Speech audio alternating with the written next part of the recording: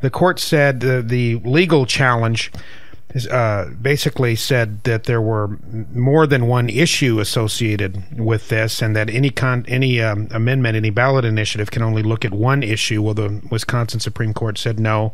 A, this is constitutional. B, this is discussing the same issue, civil unions, same-sex marriage. It's all kind of one and the same. It's all the same thing, just with a different name, something that we've been saying all along.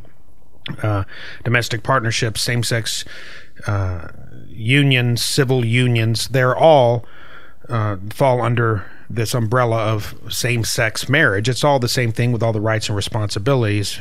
By adding one word and calling it marriage doesn't substantially change it. Well, the U.S., or rather the Wisconsin Supreme Court, got it right. So we so often, unfortunately, have bad news to report.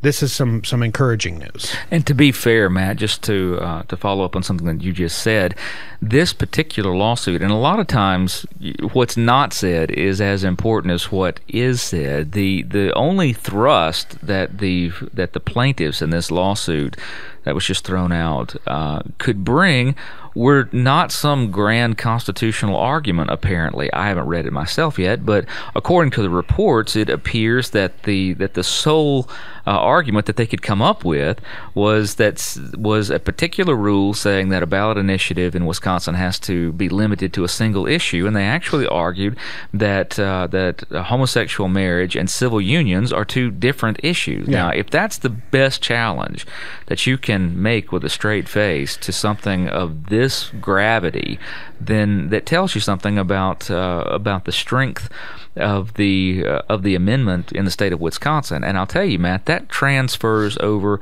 politically as well. You point out that that this would have been something extremely foreign to the founders.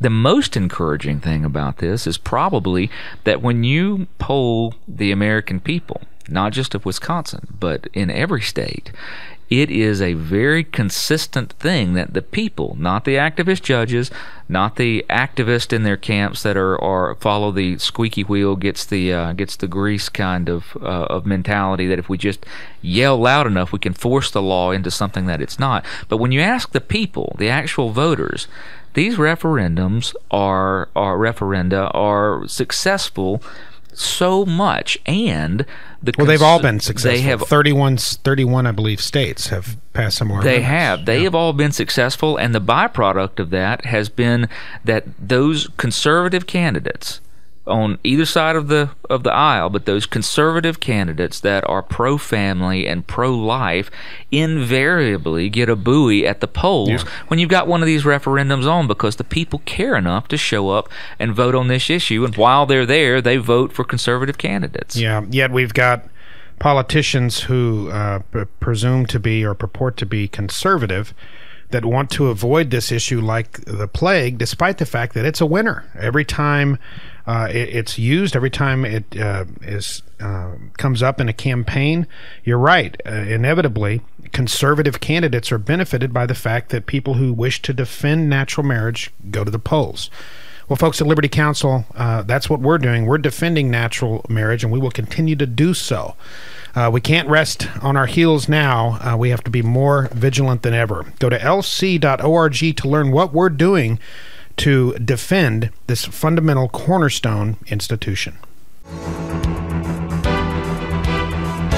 You have been listening to Matt Staver of Liberty Counsel. Our hope is to encourage and inspire you to stand up for your faith, family, and freedoms. We can accomplish a lot when we work together. Get informed and get involved today. Sign up for our free monthly newsletter, The Liberator. We will send it out to you free of charge. Stay informed with our Liberty Alert email update. Just click on the website at www.lc.org or call us at 1-800-671-1776. Tune in next time to learn more about your rights right here on Faith and Freedom.